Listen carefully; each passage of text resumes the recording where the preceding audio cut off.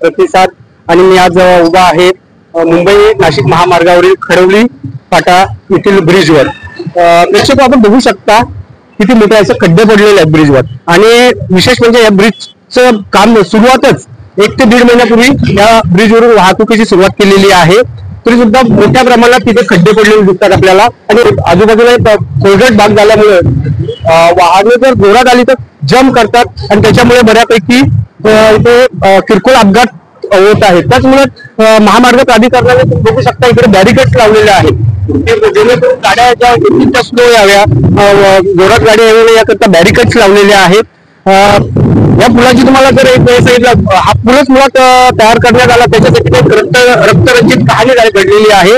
2 वर्षापूर्वीच म्हणजे 18 जुलै 2023 रोजी इथेच खडवली फाटा इथे पडल्यातून 6 जणांना आपला जीव गमवावा लागला होता।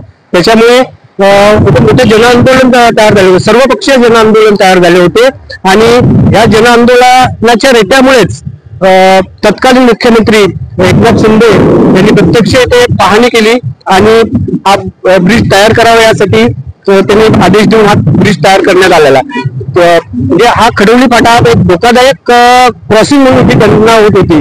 अशा असं तरी महामार्ग प्रशासनाने हा ब्रिज तयार केला असला तरी या ब्रिजच्या दर्जावर मोठ्या प्रमाणात प्रश्नचिन्ह निर्माण झालेला आहे आणि त्याच्यामुळे आता बघू शकता 1.5 महिना पण झालेला नाही आणि सर्व पक्ष जनआंदोलन शिवसेनेचे नेते प्रकाश पाटील यांच्या नेतृत्वाखाली तयार झाले होते।